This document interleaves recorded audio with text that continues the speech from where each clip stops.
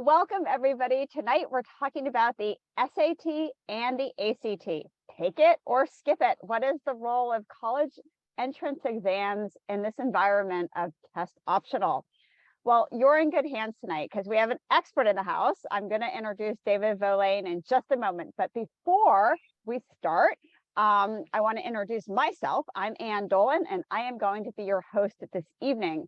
For the last actually next year will be 25 years we've been in business. We've been helping kids with their academics through tutoring and executive function coaching. And for college, getting ready to take the SAT, the ACT, and through college counseling. And David is one of our college counselors. And this evening, I'd love to know, I'm going to pop up a poll in just a second, when your student will graduate from high school. So if you can take a second and put in the class years, your child, a freshman, a sophomore, a junior, a senior, or maybe a younger student, that would be awesome. Thank you so much for participating. Terrific. Okay. Almost everybody has participated. Thank you for that. Terrific. So it looks like we have mostly parents of juniors coming in at 49%. Followed by sophomores at 26%. We've got some senior parents, 23% of you are senior parents, and we have some freshmen and then younger students. Well, welcome. We're so glad you're here tonight. I want you to meet David Volain. David has a fabulous resume. He has devoted his career to helping students navigate the intricacies of the college search and application process, providing individualized attention and experienced guidance. From 2009 to 2016, David served as an admissions officer with the University of Vermont, where he received both his BA and his MPA. During the time with the admissions office, David reviewed over 10,000 applications, including those of prospective first-year students, transfer students, and athletic recruits. David served as a member of the admissions committee and leadership team while recruiting both domestically and internationally. And after 7 years at University of Vermont, he switched sides of the desk and joined the college counseling staff at King's School in Stamford, Connecticut. And now we're super lucky to have him here with us as a college consultant at Educational Connections, where he works to help students explore their interests at the high school level and the college options available to them across the country and the globe. And he believes that with thoughtful planning, the college search process can offer students opportunities for valuable reflection and self-discovery. And David is also a member of the National College Admissions Consultants Consortium. I mentioned all this, and he's worked in many roles within school systems in the leadership capacity. So David, welcome. So glad you're here. Thank you for having me. So David, let's start off by talking about the SAT and the ACT. What has changed since COVID? You know, I think that this is really one of the most important things to understand right now, just particularly for parents, understanding a little bit about how the landscape has really changed, not just since we might have been more familiar with this process when we were in high school, but really understanding the ways in which it has changed drastically in the last 3 to 4 years. There have been some really significant changes, particularly to standardized testing and the testing landscape over the last several years, related specifically to the implications of the pandemic. Back in the spring of 2020, it made it really difficult for SAT and ACT testing locations to be able to offer the exam at all. So they were dealing with things related to last-minute cancellations due to staffing challenges, locations that just didn't have the same capacity to host students with social distancing requirements in their area. And it really created a scenario where there just wasn't enough testing available for students who were hoping to take the test. That resulted in fears of application numbers plummeting due to testing requirements among colleges and universities. The overwhelming amount of them, because of that, shifted to test optional admissions policies, meaning that students could submit SAT scores or ACT scores if they like, but would no longer be required to do so. For some colleges, this was really a philosophical decision that they had been considering, and knowing that all of their other peer institutions would be doing the same thing made it an easier time for them to switch to a test optional admissions policy. For others, it was an opportunity to raise their average test score so that if students whose scores weren't quite as high didn't have to submit them, it would make their average score rise.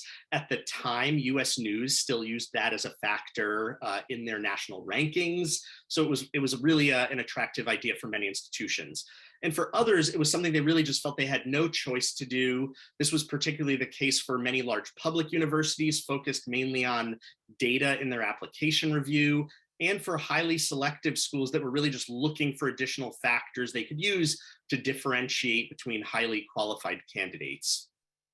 At the same time, several schools opted for test blind admissions, meaning they would not consider scores even if students wanted the college to do so.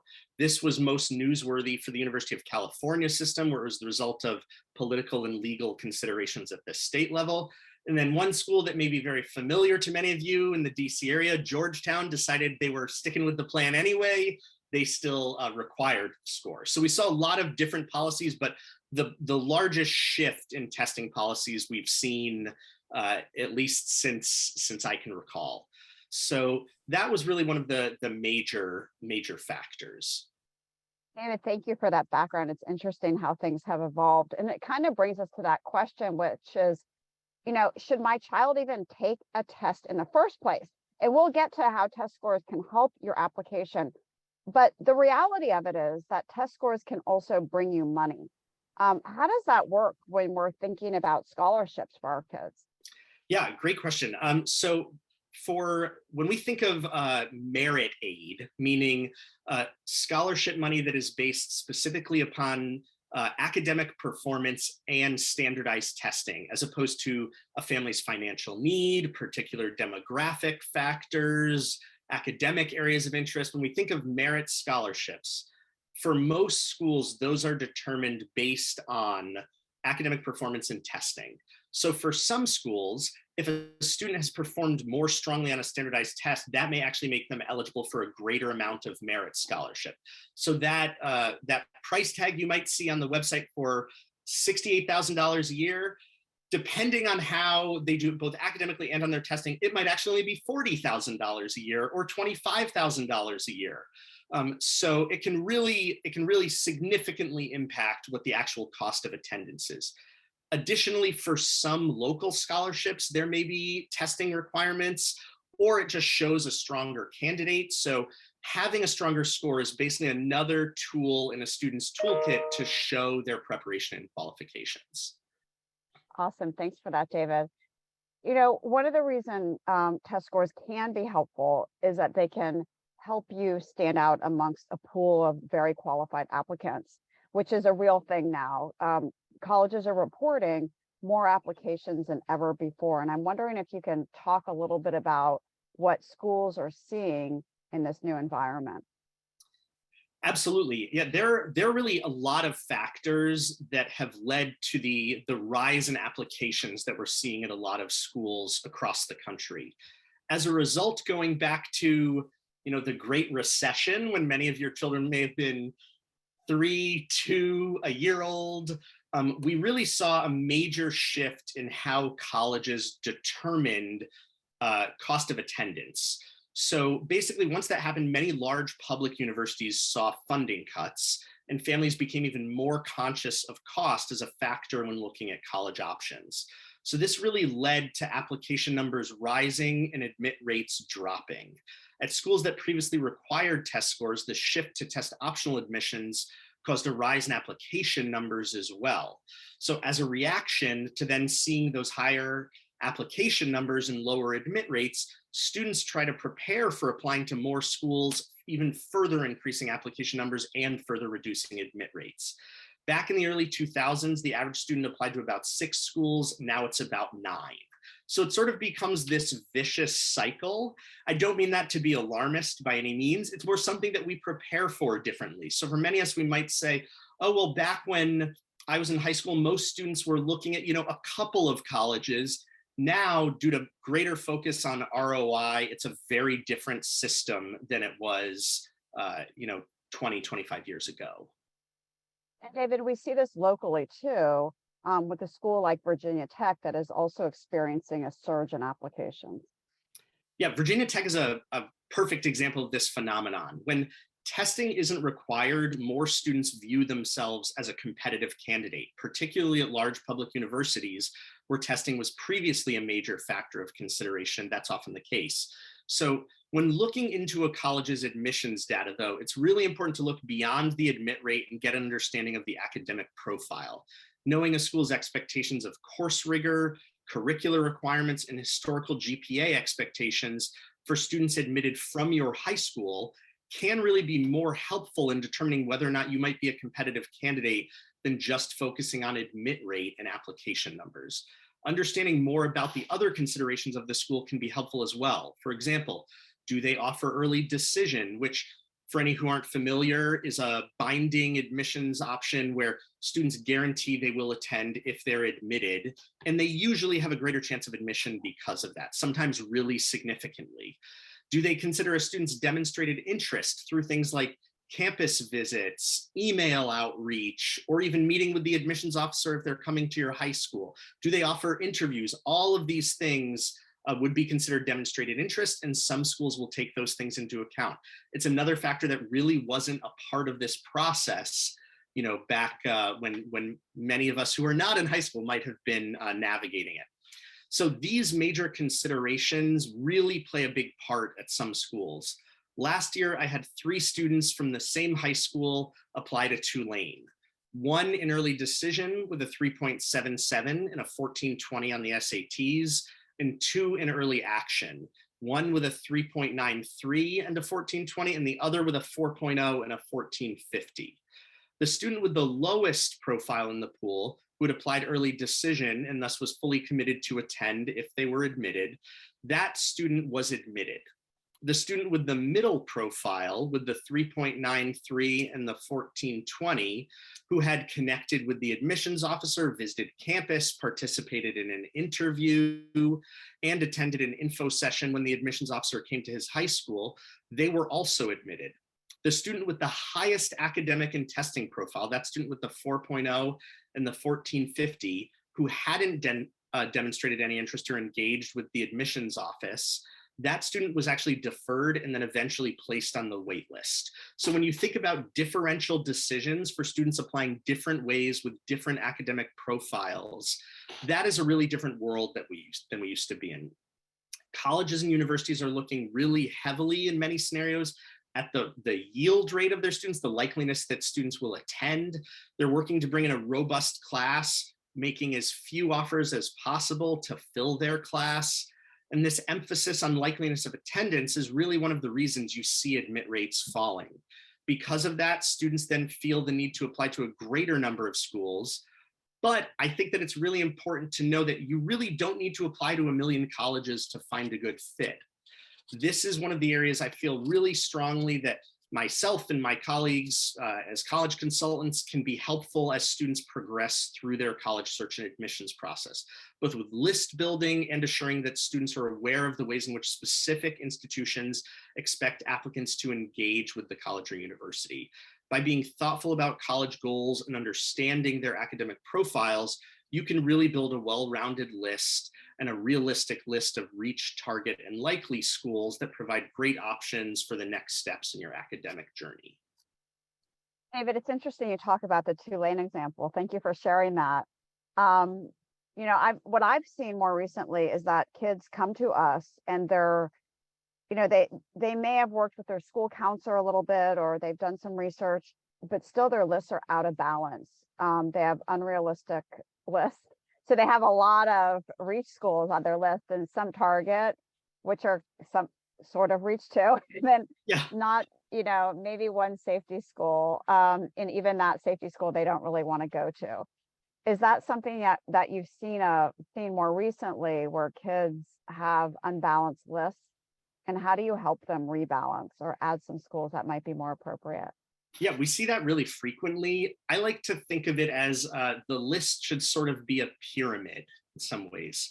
If we think of reaches as places that we hope happen, but that data shows are less likely to pan out, targets are places where it happens sometimes, but not every time. And likely schools are ones where historic data shows that your chances of being admitted are pretty high. We can effectively, collectively rely on those schools. I think it's almost more important to do research into finding likely options that students are excited about, as it is to strategize around how they can best position themselves for reach schools.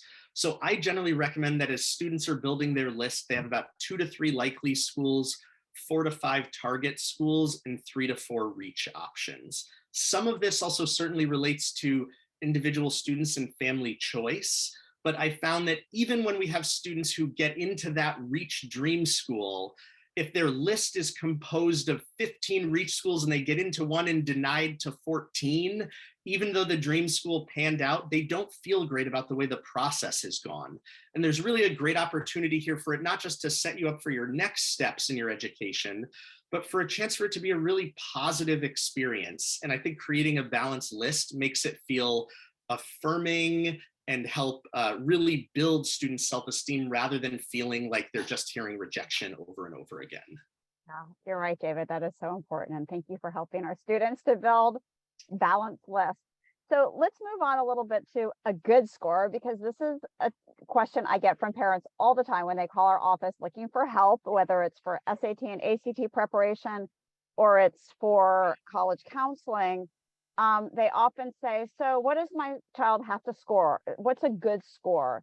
Can you talk a little bit about what a good score is? Sure. Yeah, it's funny. When I advise students, I encourage them to keep in mind that the idea of a good score is completely relative. If we look at another example at Providence College, which up here in New England, it's particularly a very popular school for a lot of my students. The mid 50 SAT range was an 1190 to 1360 last year. At UVA, which is also very popular for many of my students, it's a 1390 to a 1530. Both of these colleges are test optional currently, but in that scenario, if a student had a 1320 on the SAT, in most cases, I would advise them to submit that score to Providence as it falls above their average, but not to UVA where it does not. If that student was also applying to William and Mary, that 1320 would put them right at the 25th percentile of admitted applicants. So we often would not recommend submitting that score. Keep in mind that the students that are being admitted at the lower end of a college's profile range are often bringing a factor of significant institutional interest to the table. Athletic recruits, families with strong development relationships to the institution, early decision applicants, etc. So submitting a score at the bottom of the mid 50 range doesn't often improve your chances.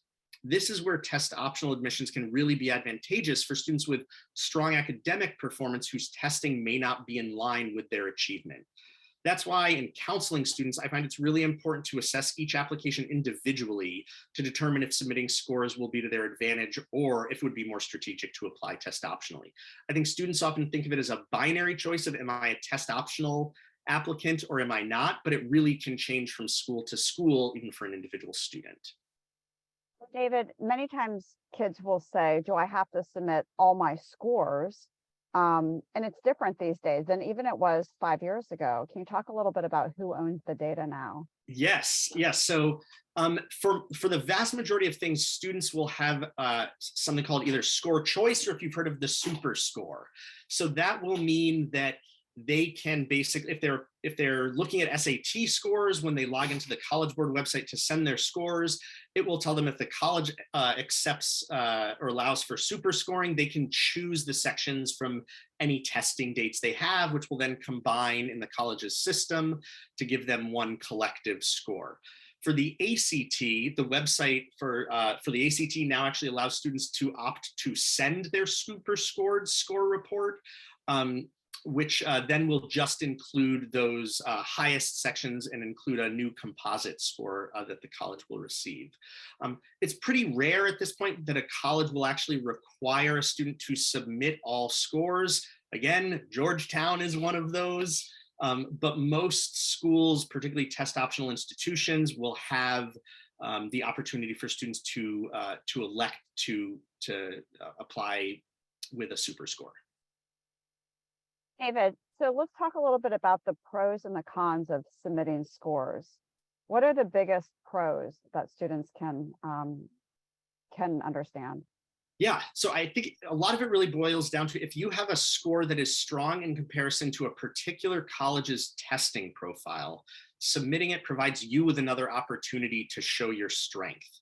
If you choose not to submit that score, they'll focus more heavily on the other parts of your application, most notably your grades, course rigor, and curriculum.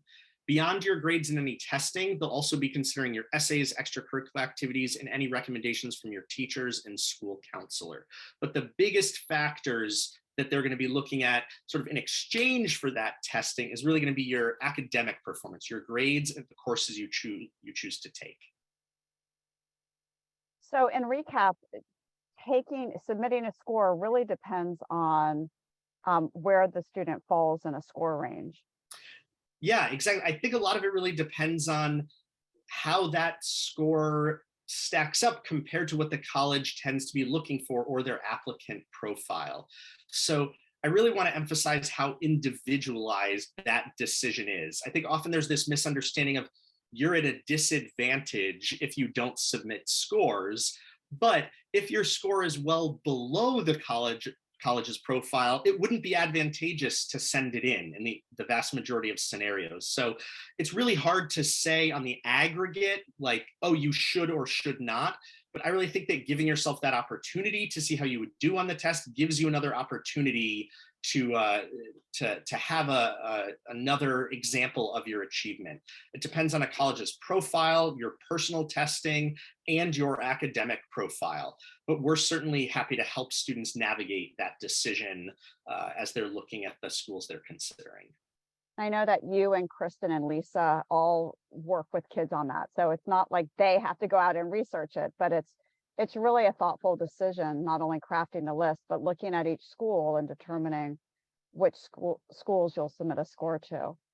So when it comes to thinking about testing, can you talk to us a little bit about taking a practice test and why this can be helpful to kids and when they should do it?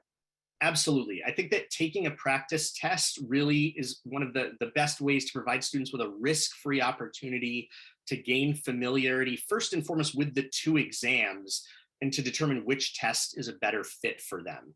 These tests can also be really helpful for students who are considering foregoing testing, foregoing taking an SAT or ACT altogether. If their academic profile is significantly stronger than they believe their test results might be, taking a practice test is the first step in looking at how testing may or may not serve as a component of their applications.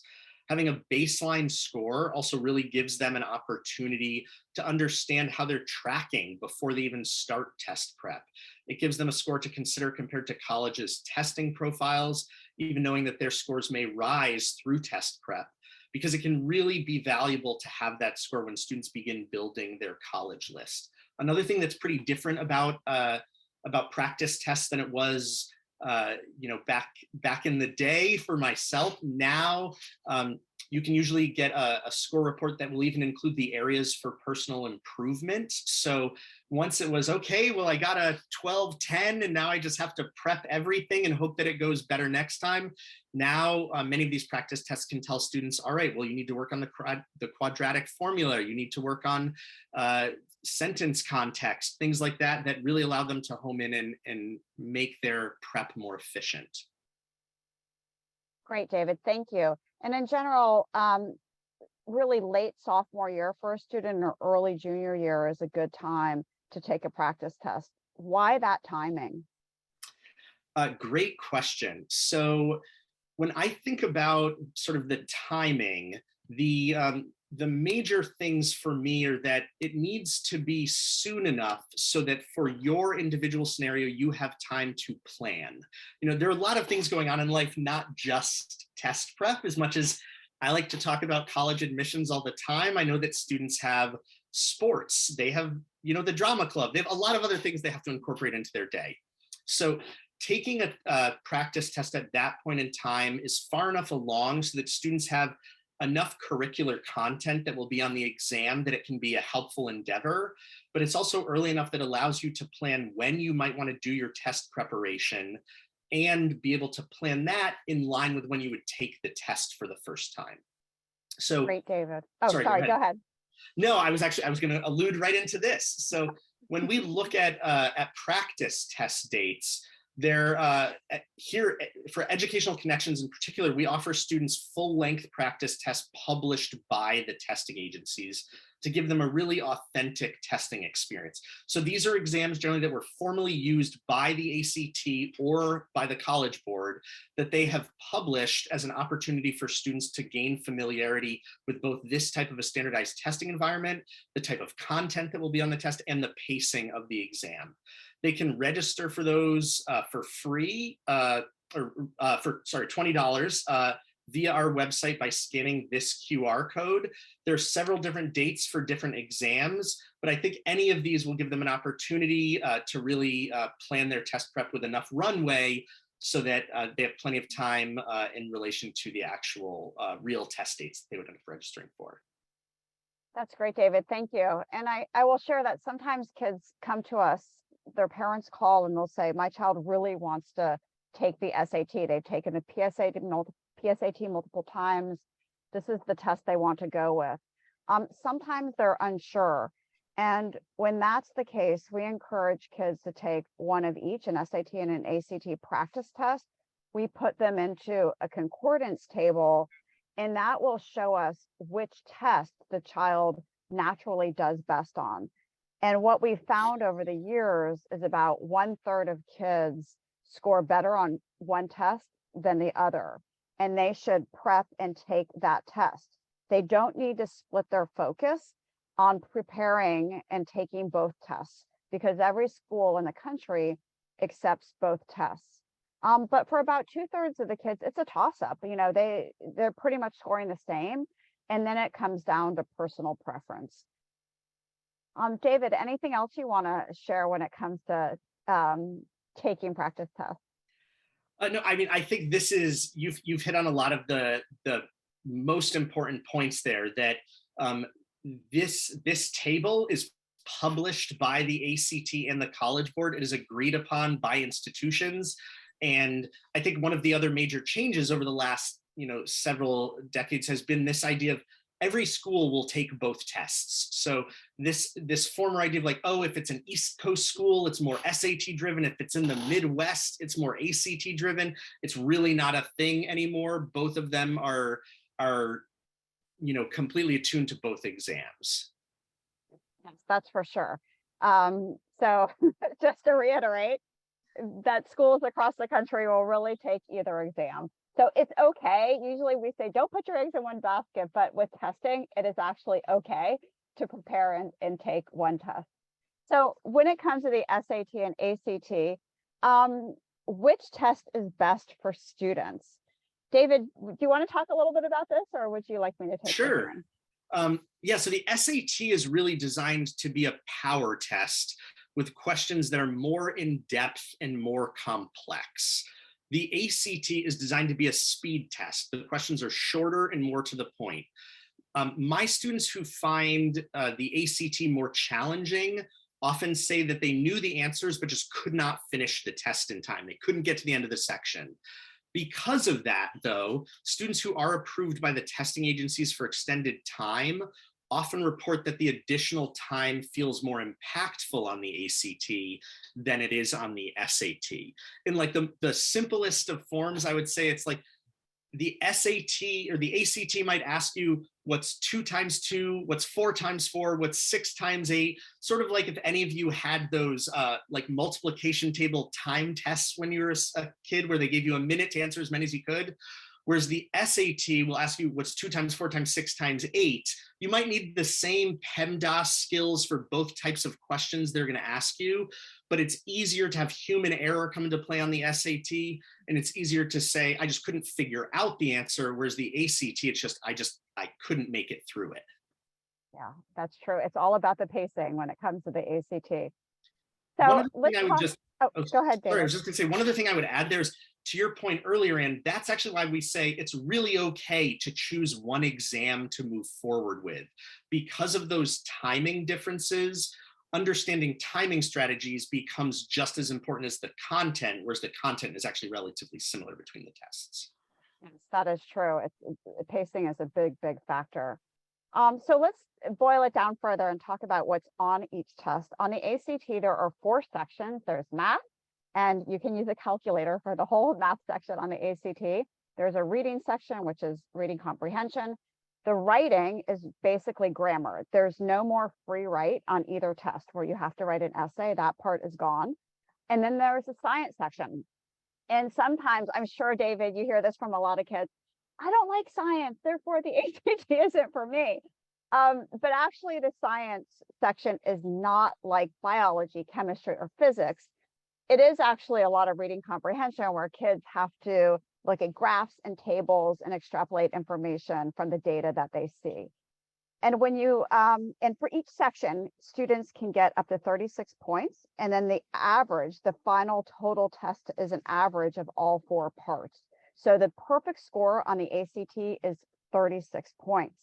And the test is pretty long. It's 2 hours and 55 minutes. Now, the ACT is, or the SAT is different on the math for now. This is changing, and we will talk about it. There is a section for calculator and no calculator. So for part of it, kids cannot use a calculator. They actually don't need a calculator, but it still freaks kids out that they can't use one. And for the math section, that's worth 800 points. And then for the reading, which is actually called evidence-based reading and writing, it's 800 points for a combined perfect score of 1,600 points. And it takes about 3 hours. So a little bit longer, not that much longer. So what we recommend is that when kids think about, okay, I know what test I'm going to take now, when should I take the test, is to pair test dates. David, can you talk a little bit about a strategy behind when to take the test? Sure. So when I advise students around taking test dates or choosing test dates, my real goal is to hope that we can get the test in twice before the end of grade 11. This gives them time to consider their scores as they continue their college search and begin working on applications throughout the summer months prior to their senior year. For most students, the spring of junior year is really the best time to take the test based on their progression through their English and math curriculum in school. We recommend planning for 2 to 3 test sittings. Often scores increase notably from the first test administration to the second as students become more comfortable with the actual exam and the standardized testing environment. There's certainly an element of diminishing marginal return as well, though. Taking the test a 6th, 7th, or 8th time usually doesn't result in any significant improvement in their scores. So 2 to 3 is usually a good amount, but if we can get 2 done before the summer, then we're in great shape as they think about visit plans and homing in their list. And even now for seniors, we still have quite a few seniors prepping for a test, because you can take a test. You can apply early action or early decision in November. You can still take an October test and have that submitted with your application, and you will not be late. So if you have a senior, it's still not too late. They can take a fall test. For those in regular decision, they can take tests up through January and still get everything in on time. That third test for the vast majority would actually be the fall of senior year. So when we think of that 2 to 3, I even think of that as a very, like the August test date, the September and October test dates are very common parts of students' planning. So as I mentioned before, things are going to change. And the SAT is going digital, meaning that the administration is going to be digital format. Right now, as you know, it's paper and pencil. So kids get a booklet, they have a Scantron sheet, and they bubble it in the old-fashioned way. But in the spring of 2023, you will see things starting to change, and basically internationally. And in the fall of 2023, you're going to see that kids taking the PSAT will take the digital format. And then in the spring of 2024, students will take the SAT, the regular SAT, digitally. So we'll see that again, fall of 2023, fall of next year, PSAT, and then that following spring, we'll see the SAT. And there are differences. So David, you want to kick us off with what's staying the same and what's going to be different? Sure. Yes. So it's still going to be a 600-point scale. It'll still focus on math and English-based reading and writing. It will still have an option to be proctored at a school or a test center. So either of those. They'll still be eligible for accommodations if students are eligible for extended time or individualized testing. I would say computer-based testing as well, but for everyone, it will now be computer-based. And it's covering that same general content. So they've said the scoring will stay the same. The things that students would need to focus on would stay the same. But as we said, it will be all digital. It will be about 2 hours instead of 3 hours. One of their huge goals was to reduce testing fatigue so that students still feel fresh throughout the exam. Those longer reading passages have been shortened along the same lines, and they can actually use the calculator on the entirety of the math section of the test now. It's also offered more frequently, and they've asserted that they should be able to get students' scores back to them sooner. So there are many ways in which they've shifted digitally to make it more equitable, but also to make it more feasible for students to integrate this into their college plans rather than it being quite as stressful an aspect of it. And many parents have asked, how do they take it digitally? And the College Board has said that students bring their own laptop from home. And if they don't have a laptop, then one will be provided to them, but they'll each have a unique code. So they'll all take different tests. They won't all be having the same test. It will be unique to them. That is really, I would say, the biggest shift here, that they've said it will be dynamic. So after the first section, depending on how students responded to certain questions, they will be given a different section for the second part of the exam. So if we have any nurses in the room, it works similar to the way the NCLEX exam does, and that will allow them to really zone in on what the student's score is without making them take a 3.5-hour test. Yeah, that's a great point, David. So what should I do now? What would you recommend that kids do now? So I really think that the first step is taking a mock SAT and a mock ACT. With the help of official concordance tables, the scores from those practice tests will allow them to determine which test is the best fit. Once you've done so, you can decide which is most convenient for you to take in terms of test dates. And you can reach out to our office to get matched with a test prep coach. So at that point, you'll really be ready to get started and can prepare weekly with your coach leading up to your first test date.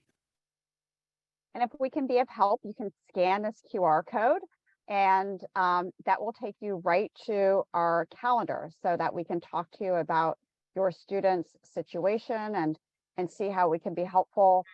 Both Jennifer and Aaron are test prep coordinators, and they specialize in both the SAT and the ACT, and they're happy to talk to you about your unique situation with your child. But in general, we start with diagnostic tests, which we take that data from the mock tests. We assess where the student needs to improve, because you improve your scores the most, not, as David mentioned, by working on everything and not by working at what you're already good at, but you improve your score most by taking your lowest scores and boosting those. That's how you're going to get the best score increase. So we'll customize it based on what your child needs and structure sessions so that they can get through the whole curriculum. All right, so David, we talked a lot about tests. Let's shift a tiny bit and talk a little bit about how how kids can stand out in a very crowded field. So that's a great question. And really, I think one of my favorite things in working with students, because the decisions students make to prepare them for college really don't begin in senior year. They begin when they choose their courses, when they get involved outside of the classroom, and when they reflect on their personal interests. Making thoughtful choices and reflecting on their experiences can help to keep doors open down the road. As I often tell my students, taking advantage of all that college has to offer starts with talking about taking advantage of all that high school has to offer.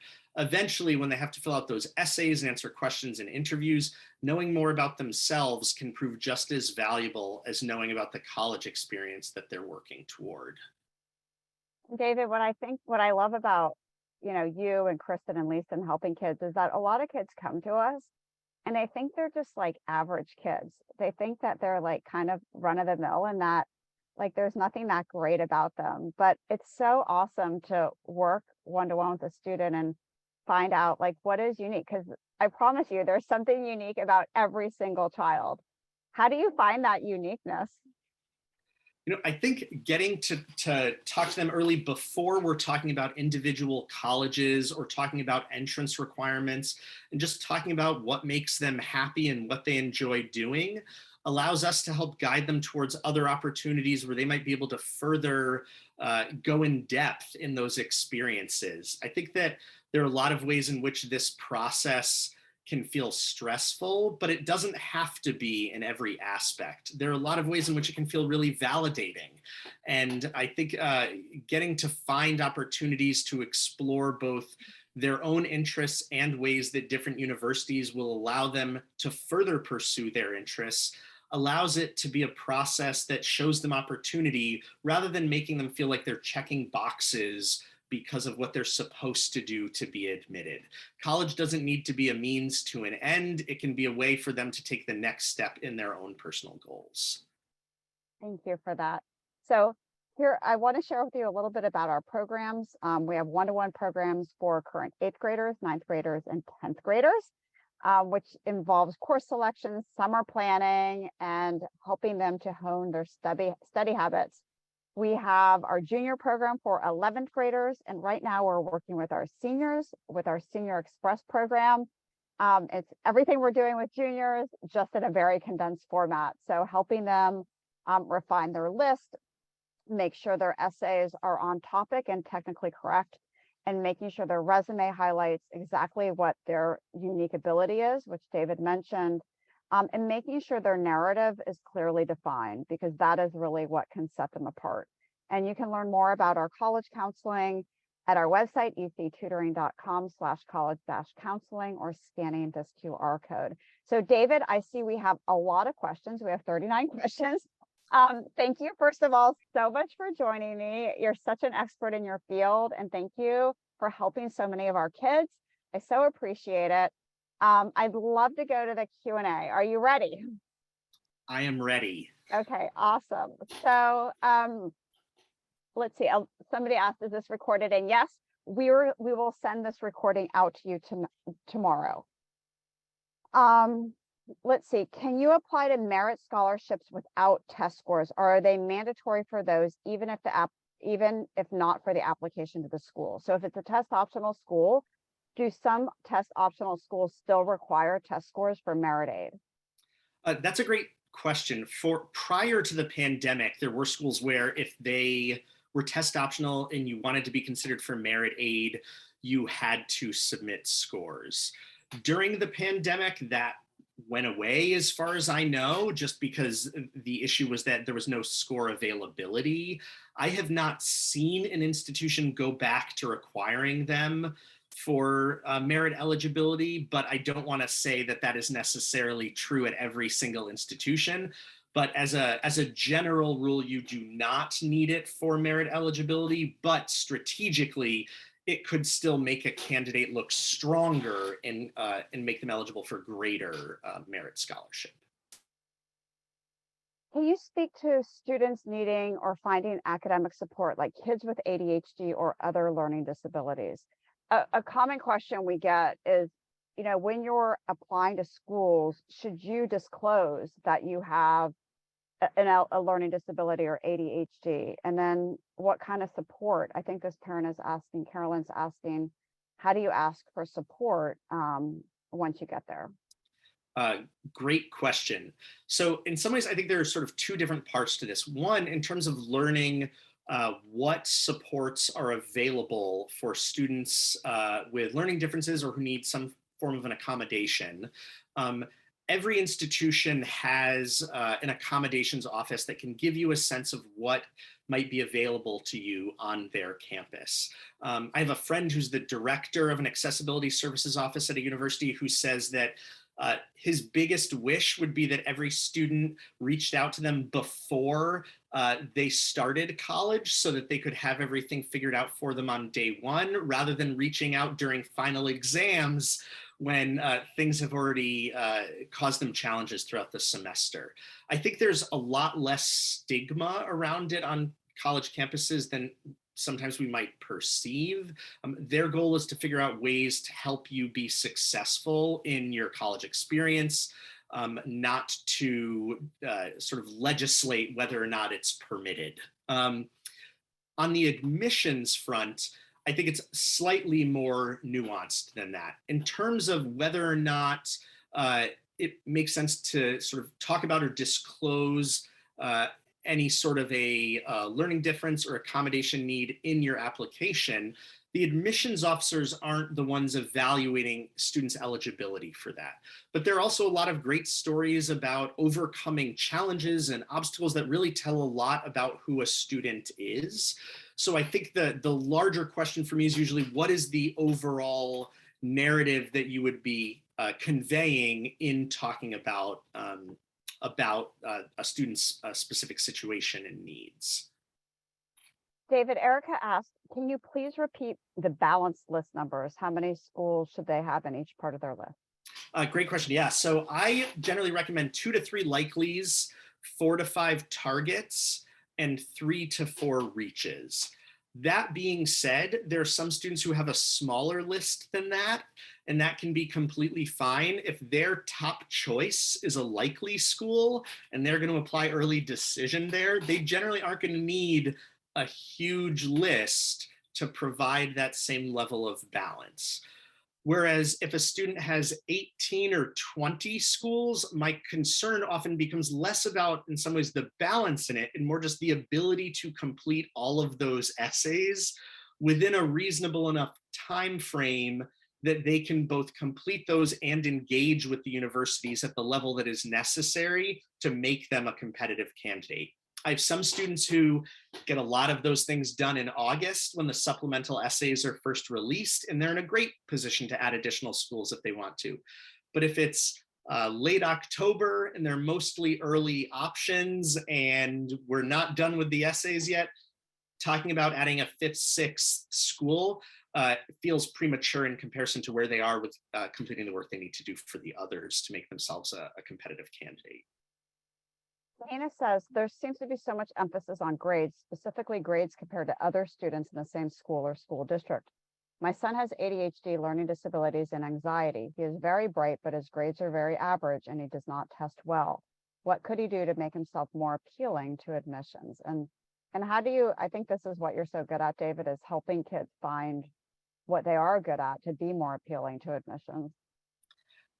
Great question. And I think they're really, again, 2 things to talk about here. One, finding good fit schools that will appreciate him for his academic abilities. You know, I think that there's sort of this idea out there that like every student has to have straight A's and be at the top of the class, but there are many fantastic institutions that are very excited to have a student who's strong, but sort of just rising and showing their potential, and to see students who've navigated unusual circumstances or atypical learning to find achievement in the face of that. The other thing that I should mention as we talk about finding schools in the context of someone's learning style is that I always feel like I wouldn't want to go to an institution that isn't going to support me for me to be successful once I get there. There's definitely a difference in the types of accommodated programs available at different universities. Some places are more accommodating than others. Some provide smaller class sizes than others, and some provide more direct advising than others. So it's not just about admission, but feeling positioned to be successful once you get there. And I think that a lot of that is a part of the list building that we'll do with students at the same time that we're talking about what's their average GPA and test score. David, Amy asks, when is the ideal time for a junior to take their first SAT or ACT? The earliest I usually recommend would be November, but the majority of my students will do it in the spring. And the reason for that is depending on where students are in their math curriculum, uh, there's trigonometry on those tests. Some schools will cover that in their Algebra 2 curriculum, others will cover it in pre-calculus.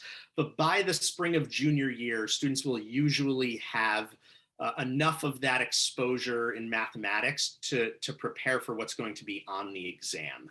That gives them enough runway in the fall semester to be able to do their preparation leading up to that first test. So for most of them, I would say they're looking at their first exam in February or March, some in April. My school has a pretty inconveniently timed spring break compared to the SATs.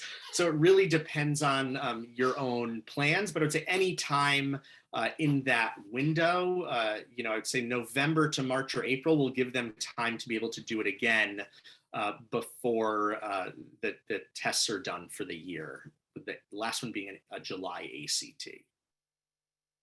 David, a couple of people are pretty much asking the same question. When it's test optional and you don't submit, does the admissions counselor presume that you haven't done very well and therefore don't have a score to submit? Do they just kind of take that negative route?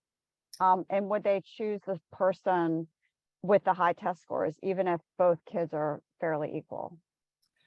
Great question. So I think I'll take the latter part first. So I think if the students are, in a hypothetical, extremely rare scenario where the students were identical in all of their qualifications, having a strong test score does provide an advantage. But for students who have that test score available, they're generally submitting that score. So, for students that don't have the score, it's not a choice they need to make. That being said, college admissions officers know that there are a lot of reasons a student might not have a score. For some students, it might be that they took the test many times and were never able to hit a score that high. For other students, it might be that financially their family could not afford for them to take the test more than once, or maybe their high school provides them an opportunity to take it for once at no cost to them, but beyond that, they would be on their own. It's $63 to register for the exam. For many families, that is a cost. So admissions officers are not making assumptions to the extent we might think about why a student doesn't have that score available. They're just saying, okay, we're looking at everything else. Tamara asks, with tests being optional, don't the average range of scores just go higher and higher? Because the only ones submitting their scores are going to be the highest scoring students. Absolutely. Every year colleges have a smaller percentage of students in their applicant pool submitting scores, but the average goes up. So honestly, this is a big part of the reason the College Board is reinventing the SAT. They're trying to make it easier for students to decide. It's a good option for them to take the test because fewer students means fewer registration fees, and organizationally, they want as many students interested in taking the exam as possible. Test optional is not always advantageous for the testing agencies, but from a student standpoint, if they're strategic about deciding whether or not to submit scores, for many students, it can provide additional opportunities. Nina said, I often hear that admission screeners look for graduating difficulty in coursework, but if a student is in a self-contained or team-taught class due to learning disabilities, will that have an adverse effect on his chances of getting into a college? Great question. So this is where all of those other factors can be really important. Essays, the additional information section, counselor letters of recommendation, teacher recommendations to provide additional context. Colleges will also receive something when your student applies called a high school profile. It's basically a description of the student's curriculum and offerings at the school. So some schools don't have AP courses or don't have an IB curriculum available. And in those scenarios, a student isn't necessarily, they're not going to be saying, oh, well, I wish he had 5 AP courses, but his school doesn't offer any. They're going to be looking at the student in the context of their curriculum. So when someone had asked earlier about the idea of comparing students within a school, they're generally not actually taking every student from a school and looking at all of them at the same time. They're just trying to get an idea of what does achievement look like within that school context, and how is a student taking advantage of the academic opportunities available to them. So we have a couple of questions, which I think are pretty quick. So I'll take these, David. Another David said, when you're referring to a practice test, are those the official tests or just practice tests? And these are just really practice tests. These are retired tests from a few years ago that are still relevant to what kids take now. So kids can roll out of bed on a Saturday morning, take a practice test. It's a live proctored, but administered virtually, and get their score right back in a couple of days. That's different than taking an actual test. So somebody asked, do you have to submit all your scores on the actual test? And the answer is no. You own your data, so you just submit the scores that you want to submit. And then Liana asked, do we need to take both the SAT and the ACT? And the answer is no. You can just decide which one you want to prepare for and take that one test, because every school will accept both tests. Courtney asked, do you do more prep in between sittings? And the answer is yes. So let's say for the SAT, you take a March and a May test, because we believe that having a strategy, we call those pairing testing dates, is helpful. You want to, don't just take one test, because it's easy to take that one test, look at your score and think, I'll take it later. But if you have 2 dates established, now you have a plan. So you take that first test in March, you get your score back 2 weeks later, you see, where did I get the lowest scores? I'm going to practice in those areas. Your tutor works with you, then you take it again. And then from that administration, you can see, should I stop here or should I take it a third time? So now you have a strategy. So yes, Courtney, you do prep between. David, Tamara asks, with AP tests also in May, is it better just to do the June test if your child has several AP tests to prepare in May? Great question. I think this really depends on your student's individual situation. At my school, the final exams happen immediately following those AP exams. So adding an SAT into the mix would be a lot for students to be preparing for at one time. At many schools, the year doesn't end for another few weeks, and that might be a great time to be able to fit in the SAT. So I would say it really depends on their schedule and how much they feel like they can handle that, particularly considering your point, Anne, about, I think one of the biggest benefits for students in terms of changes in the test over the last several years has been the opportunity to get that feedback in their score report, so that going back to their test prep coach can position them to focus on what they didn't do as well on and be more well prepared for the next exam. So right after AP exams, if they have a window where their workload is going to be a little quieter, that might be a great time to do that. Great, thank you.